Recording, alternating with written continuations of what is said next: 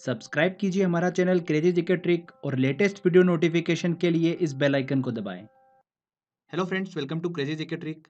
दोस्तों, आज के इस वीडियो से देखिए हम इंडियन ज्योग्राफी के सभी इंपॉर्टेंट क्वेश्चंस की टेस्ट सीरीज जो है वो स्टार्ट करने जा रहे हैं। तो काफ़ी मज़ा आने वाला है आपको। देखिए, इंडियन ज्योग्राफी में हम बहुत सारे टॉपिक को कवर करेंगे, जैसे कि भारत की भौगोलिक स्थिति, भारत की पर्वत श्रेणियाँ, भारत के तट।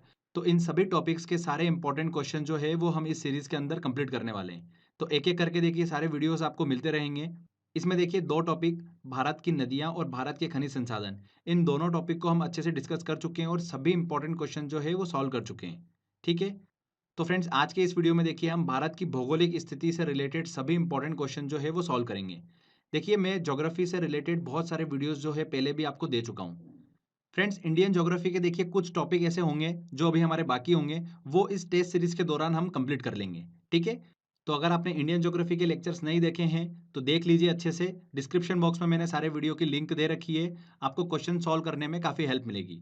चलिए फ्रेंड्स, हम लेक्चर को स्टार्ट करते हैं। देखिए, भारत की भौगोलिक स्थिति में भारत के क्षेत्रफल, भारत की स्थिति, भारत के दूरस्थ बिंदु और भारत की सीमा से रिलेटेड हम सारे क्वेश्चन जो है वो कवर करेंगे। तो फ्रेंड्स देखिए, हमारा पहला क्वेश्चन क्या है यहाँ पर। क्षेत्रफल की दृष्टि से भारत का विश्व के देशों में कौन सा स्थान है। तो भारत के क्षेत्रफल से रिलेटेड कुछ बेसिक पॉइंट्स मैं आपको बता देता हूँ, पहले भी हम डिस्कस कर चुके हैं। कुछ ऐसे पॉइंट्स हैं जो हमने पहले डिस्कस नहीं करे हैं, तो उनको हम अच्छे से पहले डिस्कस कर लेते हैं, उसके बाद में ये क्वेश्चन जो है सारे हम सॉल्व करेंगे। भारत जो है फ्रेंड्स, वो एशिया महाद्वीप के कहाँ पर स्थित है, दक्षिण की तरफ में स्थित है। भारत का क्षेत्रफल कितना है। भारत का क्षेत्रफल है 32,87,263 वर्ग किलोमीटर। ठीक है। डायरेक्टली कभी कभी देखिए फैक्ट से रिलेटेड भी क्वेश्चन पूछ लेते हैं। भारत उत्तर से दक्षिण की तरफ में देखिए कितना लंबा है, 3,214 किलोमीटर लंबा है। और पूर्व से पश्चिम की तरफ देखिए 2,933 किलोमीटर चौड़ा है। ठीक है फ्रेंड्स। भारत का क्षेत्रफल जो है वो विश्व के स्थलीय भाग का कितना प्रतिशत है, 2.4% है। ध्यान रखिएगा इस चीज को। भारत का क्षेत्रफल जो है वो विश्व के स्थलीय भाग का 2.4% है। विश्व में देखिए भारत क्षेत्रफल की दृष्टि से 7वें नंबर पर आता है। ठीक है। भारत जो है विश्व में क्षेत्रफल की दृष्टि से 7वें नंबर पर आता है। रूस सबसे पहले नंबर पर आता है, फिर कनाडा देश आता है, फिर अमेरिका, चीन, ब्राजील, ऑस्ट्रेलिया और उसके बाद 7वें नंबर पर आता है भारत। और जनसंख्या की दृष्टि से देखिए भारत जो है विश्व में दूसरे स्थान पर आता है। क्षेत्रफल की दृष्टि से 7वें नंबर पर और जनसंख्या की दृष्टि से दूसरे स्थान पर आता है। आगे देखिए फ्रेंड्स, कुछ इंपॉर्टेंट फैक्ट्स हम डिस्कस कर लेते हैं। एग्जाम में अक्सर ऐसे क्वेश्चन भी पूछ लेते हैं कि भारत में देखिए सबसे ज्यादा भाग पर क्या पाया जाता है, मैदान, पठार, पर्वत, पहाड़ियां क्या पाई जाती हैं। तो ध्यान रखिएगा फ्रेंड्स, भारत के 43% भाग पर देखिए मैदान है, 29.3% भाग पर पर्वत एंड पहाड़ियां हैं और लास्ट में देखिए 27.7% भाग पर पठार है। सबसे ज्यादा भाग पर मैदान है 43%, उसके बाद में 29.3% भाग पर पर्वत एंड पहाड़ियां हैं और 27.7% भाग पर क्या है, पठार है। ठीक है। आगे देखिए, भारत में वर्तमान में अगर बात करें तो कुल कितने राज्य हैं, 28 राज्य हैं। और केंद्र शासित प्रदेश कितने हैं, 8 केंद्र शासित प्रदेश हैं। यहाँ पर ध्यान रखिएगा, Dadar and Nagar Haveli and Daman and Diu जो हाल ही में अभी देखिए एक केंद्र शासित प्रदेश बन गए हैं, उसको मैंने इसमें शामिल कर लिया है। तो 8 केंद्र शासित प्रदेश जो है वर्तमान में है। भारत के देखिए पूर्व में 7 राज्य स्थित हैं, अरुणाचल प्रदेश, असम, मेघालय, मणिपुर, मिजोरम, त्रिपुरा और नागालैंड। इन सातों राज्यों को देखिए सेवन सिस्टर के नाम से जाना जाता है। किस नाम से जाना जाता है, सेवन सिस्टर के नाम से जाना जाता है। आप इन सभी की लोकेशन जो है वो देखिए अच्छे से दिमाग में बिठा लीजिए, जैसा कि आपको मैप में दिख रहा है। ये बहुत ही इंपॉर्टेंट है, यहाँ से बहुत एग्जाम में क्वेश्चन पूछे जाते हैं। ठीक है। इनकी राजधानियों से रिलेटेड तो बहुत ज़्यादा एग्जाम में क्वेश्चन पूछे जाते हैं, जो कि हम देखिए जब हम डिस्कस करेंगे आगे भारत के राज्य और केंद्र शासित प्रदेश, उसमें हम इसको अच्छे से कवर करेंगे। ठीक है। बस अभी इतना ध्यान रखिएगा कि सेवन सिस्टर में कौन कौन आते हैं, अरुणाचल प्रदेश, असम, मेघालय, मणिपुर, मिजोरम, त्रिपुरा और नागालैंड। क्लियर। तो ये कुछ बेसिक इन्फॉर्मेशन थी देखिए क्षेत्रफल से रिलेटेड। चलिए अब इससे रिलेटेड क्वेश्चन हम सॉल्व कर लेते हैं। क्षेत्रफल की दृष्टि से भारत का विश्व के देशों में कौन सा स्थान है। तो क्षेत्रफल की दृष्टि से देखिए भारत का कौन सा स्थान आता है, 7वां स्थान आता है। जनसंख्या की दृष्टि से दूसरे नंबर पर है, तो यहाँ पर देखिए सी आंसर। भारत का क्षेत्रफल कितना है। भारत का देखिए कुल क्षेत्रफल कितना है, 32,87,263 वर्ग किलोमीटर, सी आंसर। भारत की उत्तर से दक्षिण तक की लंबाई है। तो फ्रेंड्स, जैसे कि मान लो कि अपना ये भारत है। ठीक है। तो यहाँ से लेकर यहाँ तक की जो लंबाई आ रही है वो कितनी आ रही है, उत्तर दक्षिण की लंबाई कितनी है, 3,214 किलोमीटर आ रही है। राइट। और देखिए पश्चिम से लेकर पूर्व तक की जो चौड़ाई है इसकी वो कितनी है? 2933 किलोमीटर है।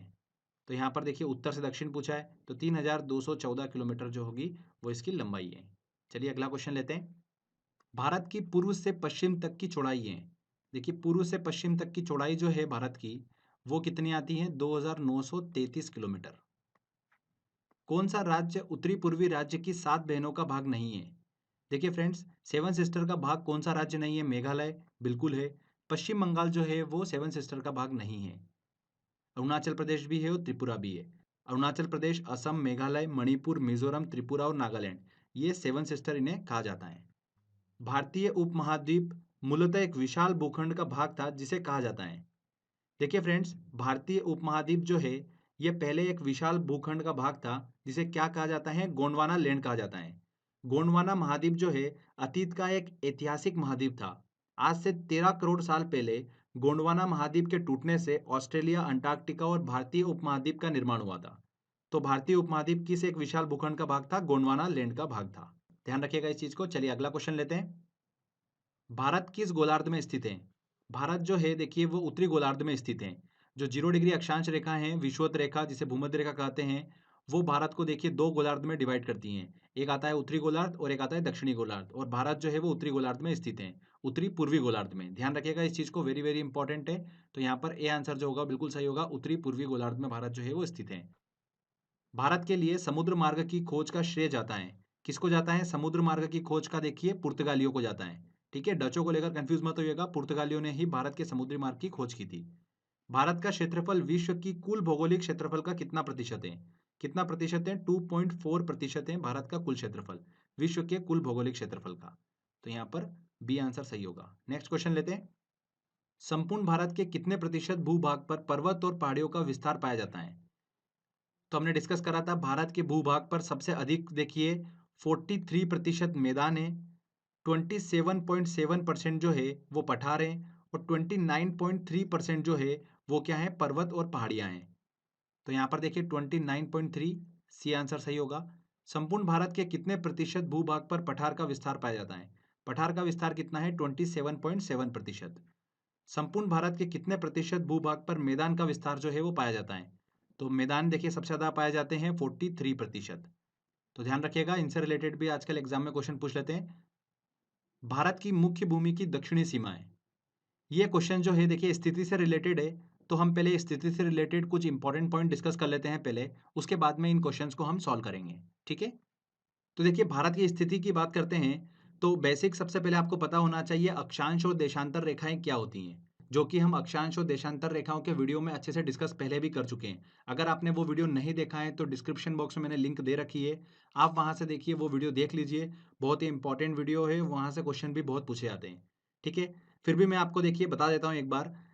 अक्षांश और देशांतर रेखाएं जो है वो ग्लोब पर खींची गई काल्पनिक रेखाएं हैं। अक्षांश रेखाएं जो है ये भूमध्य रेखा मतलब इक्वेटर के समानांतर खींची गई काल्पनिक रेखाएं हैं, और देशांतर रेखाएं जो है वो उत्तरी ध्रुव और दक्षिणी ध्रुव को मिलाने वाली काल्पनिक रेखाएं हैं। क्लियर, पहले भी हम डिस्कस कर चुके हैं अच्छे से। भूमध्य रेखा जो है वो पृथ्वी को 2 गोलार्ध में बांटती हैं। हम डिस्कस कर चुके हैं भारत जो है वो मुख्यतः उत्तरी पूर्वी गोलार्ध में स्थित है। किस भाग में स्थित है भारत? उत्तरी पूर्वी गोलार्ध में स्थित है। ठीक है, भारत का मुख्य भूभाग जो है वो ध्यान रखिएगा फ्रेंड्स, 8 डिग्री 4 मिनट उत्तरी अक्षांश से लेकर 37 डिग्री 6 मिनट उत्तरी अक्षांश के बीच, और अगर देशांतर की बात करते हैं तो 68 डिग्री 7 मिनट पूर्वी देशांतर से लेकर 97 डिग्री 25 मिनट पूर्वी देशांतर के मध्य जो है वो फैला हुआ है। ठीक है, भारत का भूभाग्य ध्यान रखिएगा, ये आंकड़े बहुत ही इंपॉर्टेंट है और इनसे रिलेटेड डायरेक्टली एग्जाम में क्वेश्चन पूछ लेते हैं। ठीक है, 8 डिग्री से लेकर 37 डिग्री उत्तरी अक्षांश के बीच में, 68 डिग्री और 97 डिग्री पूर्वी देशांतर के मध्य जो है भारत फैला हुआ है। क्लियर, आगे देखिए, पहले भी हम डिस्कस कर चुके हैं जैसा कि दुनिया में ग्रीनविच मीन टाइम के आधार पर ही समय का आकलन किया जाता है। जीएमटी क्या है? देखिए 0 डिग्री देशांतर रेखा को ही ग्रीनविच मीन टाइम कहा जाता है। जीएमटी का मतलब पृथ्वी का अपने अक्ष पर घूमने के लिए जाने वाला समय। पृथ्वी जो है अपने अक्ष पर घूर्णन करती है, तो एक चक्कर पूरा करती है मतलब 360 डिग्री घूमती है, और हर एक एक डिग्री पर देशांतर रेखा हमको देखने को मिलती है। तो देखिए फ्रेंड्स, पृथ्वी को 1 डिग्री घूमने के लिए कितना समय लगता है? 4 मिनट का समय लगता है। तो 360 डिग्री घूमने के लिए कितना समय लगेगा? 1440 मिनट लगेगा।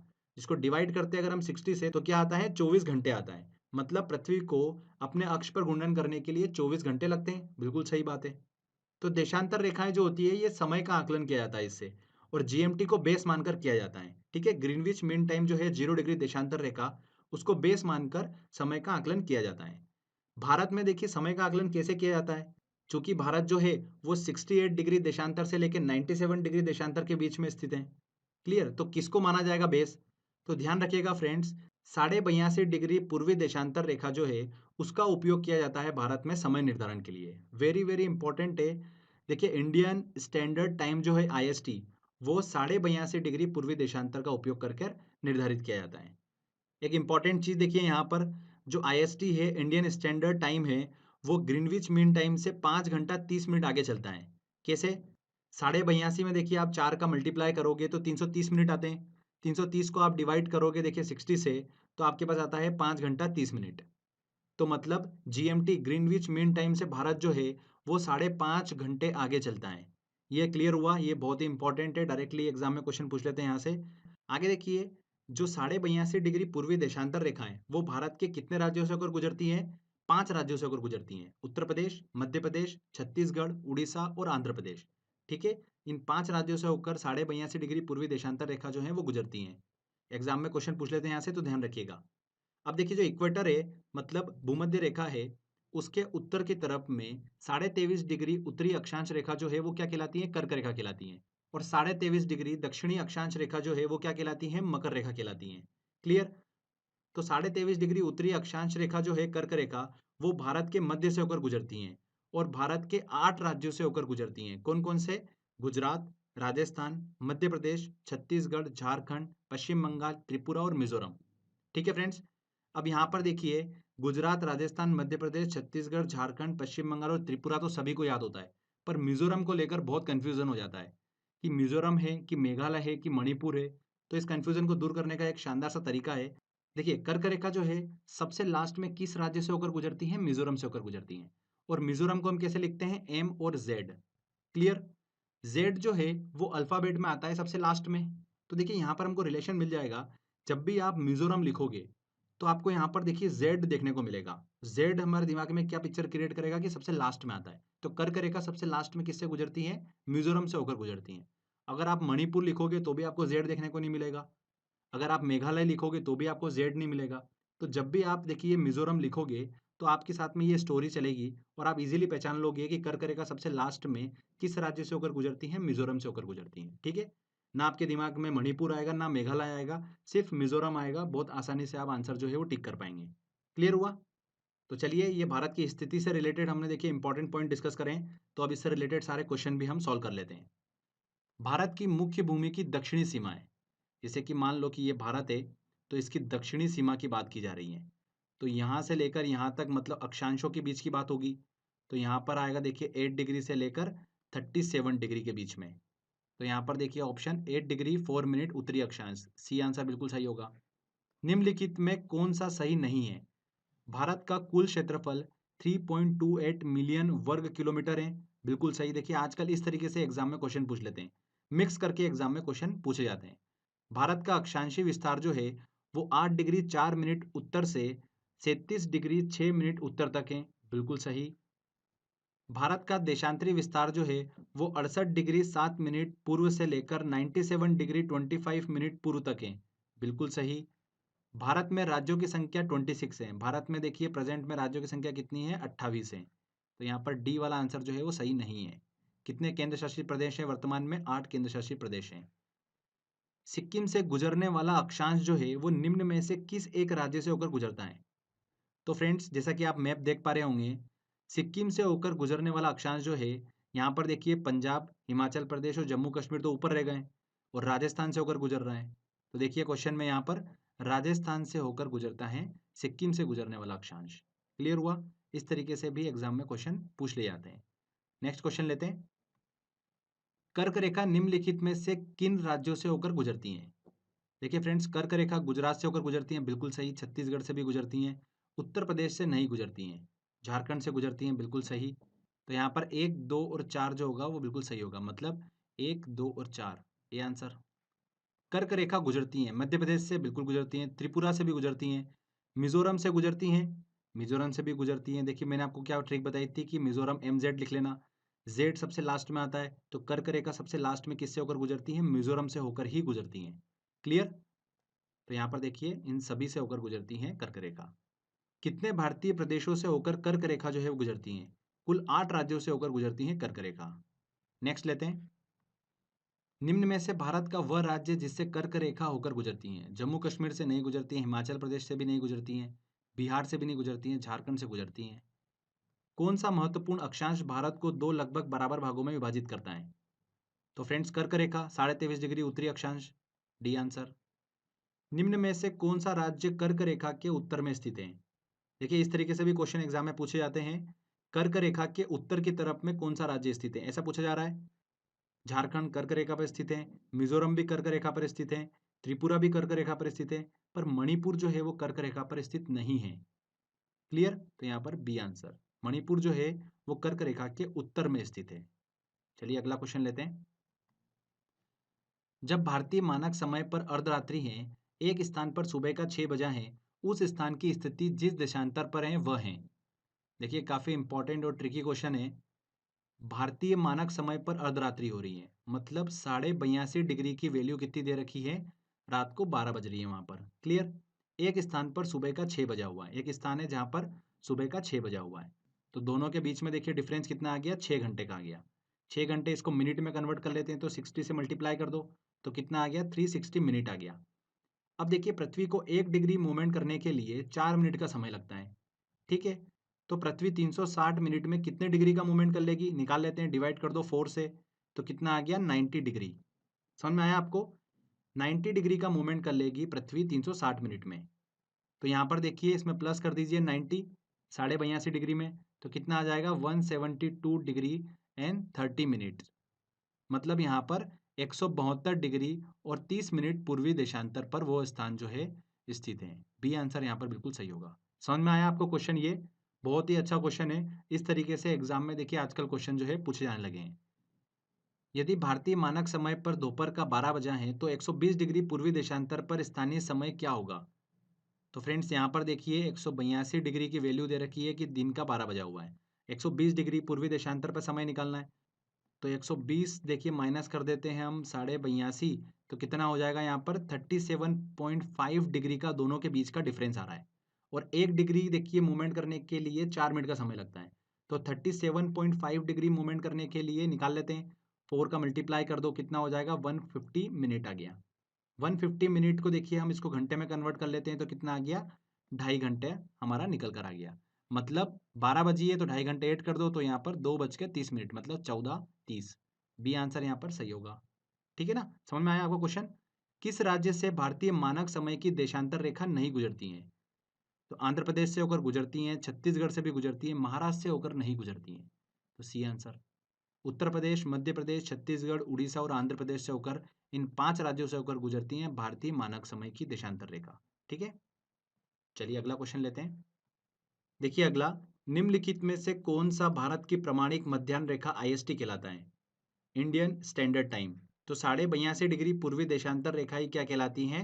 भारत की प्रमाणिक मध्याह्न रेखा, डी आंसर। भारतीय मानक समय IST एवं ग्रीनविच माध्य समय GMT में कितना अंतर पाया जाता है? तो फ्रेंड्स भारतीय मानक समय जो है वो डिसाइड किया जाता है 82.5 डिग्री पूर्वी देशांतर से। ओके, 1 डिग्री देखिए पृथ्वी को घूर्णन करने के लिए कितना समय लगता है? 4 मिनट का समय लगता है। तो 82.5 डिग्री देखिए घूमने के लिए कितना समय लगेगा? इसमें मल्टीप्लाई कर देंगे आप 4 का, तो आ जाएगा 330 मिनट। इसको घंटे में डिवाइड करना है, तो 60 से देखिए डिवाइड कर दीजिए, तो कितना आ जाएगा? 5.5 घंटे आ जाएगा। तो भारत जो होगा वो 5.5 घंटे जो है वो आगे होगा, पीछे नहीं होगा। तो ये चीज़ भी हम देखिए पहले भी डिस्कस कर चुके हैं, तो आपको क्लियर होगा। भारत का सुदूर पश्चिम का बिंदु है, तो भारत का जो मैप है उसमें देखिए पश्चिम की तरफ सबसे लास्ट में कौन सा बिंदु है? तो देखिए यहाँ से यहाँ तक हमने डिस्कस करा था, 68 से लेकर 97 डिग्री पूर्वी देशांतर के बीच में स्थित है, तो 68 डिग्री एंड 7 मिनट तो सभी में ही है। ओके, और यहाँ पर देखिए पश्चिम की तरफ में सबसे लास्ट जो स्टेट आता है वो आता है देखिए कौन सा? गुजरात। तो यहाँ पर डी आंसर जो होगा वो सही होगा। आगे देखिए हम इसी चीज़ को डिस्कस करने वाले हैं, भारत के दूरस्थ बिंदु कौन कौन से हैं। तो चलिए पहले हम उनको डिस्कस कर लेते हैं, उसके बाद में उनसे रिलेटेड सारे क्वेश्चन जो है हम सॉल्व करेंगे। तो भारत के दूरस्थ बिंदु को हम डिस्कस कर रहे हैं, तो इसमें भारत की मुख्य भूमि से संबंधित हम सारे पॉइंट डिस्कस करेंगे। ओके, भारत का सबसे अगर पूर्वी राज्य की बात करें तो वो कौन सा है? अरुणाचल प्रदेश है। सबसे पूर्वी राज्य जो आता है वो अरुणाचल प्रदेश आता है। पश्चिम राज्य की बात करेंगे तो देखिए वहां पर आता है गुजरात। तो राजस्थान को लेकर कंफ्यूज मत होइएगा, पश्चिमी राज्य कौन सा है? गुजरात है। उत्तरी राज्य या केंद्र शासित प्रदेश की बात करते हैं तो फ्रेंड्स वो कौन सा है? लद्दाख है। हाल ही में देखिए अभी जम्मू कश्मीर को दो केंद्र शासित प्रदेशों में बांट दिया गया, जम्मू कश्मीर एंड लद्दाख में। तो उत्तर की तरफ अगर बात करें भारत की भूमि में तो सबसे लास्ट में आता है देखिए लद्दाख केंद्र शासित प्रदेश। क्लियर हुआ? ये वेरी वेरी इंपॉर्टेंट है। हाल ही में देखिए इसमें चेंजेस देखने को मिला है, पहले यहाँ पर जम्मू कश्मीर था। दक्षिण की तरफ बात करते हैं तो सबसे अंतिम राज्य जो है वो कौन सा है? तमिलनाडु है। तो ये क्लियर हुआ आपको। पूर्व की तरफ अरुणाचल प्रदेश, पश्चिम की तरफ गुजरात, उत्तर की तरफ बात करें तो लद्दाख केंद्र शासित प्रदेश और दक्षिण की तरफ बात करें तो तमिलनाडु। अब आगे देखिए हम बात करते हैं एंड पॉइंट की। भारत के सबसे अंतिम बिंदु की बात करते हैं तो फ्रेंड्स उत्तर की तरफ ध्यान रखिएगा, लद्दाख स्थित इंदिरा कोल जो है वो भारत का उत्तर की तरफ सबसे अंतिम बिंदु है। दक्षिण की तरफ बात करें तो इंदिरा पॉइंट जो है वो भारत का दक्षिण की तरफ सबसे अंतिम बिंदु है, जो कि कहाँ पर स्थित है? ग्रेट निकोबार या फिर बड़ा निकोबार जिसे कहा जाता है वहां पर स्थित है। क्लियर हुआ? पश्चिम की तरफ बात करते हैं तो गुहार मोती के पास स्थित सरक्रिक जो है, जो कि गुजरात में पड़ता है, वो भारत का पश्चिम की तरफ सबसे अंतिम बिंदु है। एग्जाम में देखिए गुहार मोती भी पूछ लेते हैं कभी कभी, या तो कभी कभी सरक्रिक करके भी पूछ लेते हैं, तो ध्यान रखिएगा सरक्रिक जो है वो पश्चिम की तरफ सबसे अंतिम बिंदु है। फ्रेंड्स अगर पूर्व की बात करते हैं तो देखिए दो नाम आपको अक्सर देखने को मिलेंगे, वलांगू और किबिथू। किबिथू जो है वो देखिए 97 डिग्री पूर्वी देशांतर पर स्थित है, और जबकि वलांगू जो है वो 97 डिग्री 1 मिनट पूर्वी देशांतर पर स्थित है। तो कभी कभी एग्जाम में वलांगू पूछ लेते हैं, कभी किबिथू पूछ लेते हैं, तो जो भी पूछेंगे आप उसके अकॉर्डिंग आंसर जो है वो टिक करिएगा, दोनों को साथ में नहीं पूछेंगे। ठीक है, ये दोनों कहां पर स्थित है? अरुणाचल प्रदेश में स्थित है। तो फ्रेंड्स ये हमने देखिए भारत के दूरस्थ बिंदु को डिस्कस करा। चलिए इनसे रिलेटेड सारे क्वेश्चन जो है हम डिस्कस कर लेते हैं, जो कि एग्जाम में पूछे आते हैं। भारत के राज्यों का निम्नलिखित में से कौन सा युग्म सबसे पूर्वी और सबसे पश्चिमी राज्य को इंगित करता है? तो देखिए सबसे पूर्वी राज्य कौन सा है? अरुणाचल प्रदेश। और सबसे पश्चिमी राज्य कौन सा है? गुजरात। तो यहाँ पर देखिए डी आंसर जो होगा वो बिल्कुल सही होगा।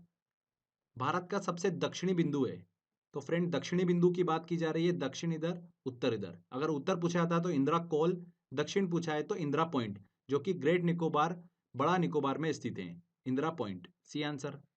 भारत का वह कौन सा स्थान है जहां पर बंगाल की खाड़ी, अरब सागर और हिंद महासागर मिलते हैं? तो फ्रेंड्स ध्यान रखिएगा ये इंपॉर्टेंट क्वेश्चन है। कहां पर मिलते हैं? कन्याकुमारी में मिलते हैं बंगाल की खाड़ी, अरब सागर और हिंद महासागर। ये आंसर। अगला क्वेश्चन लेते हैं।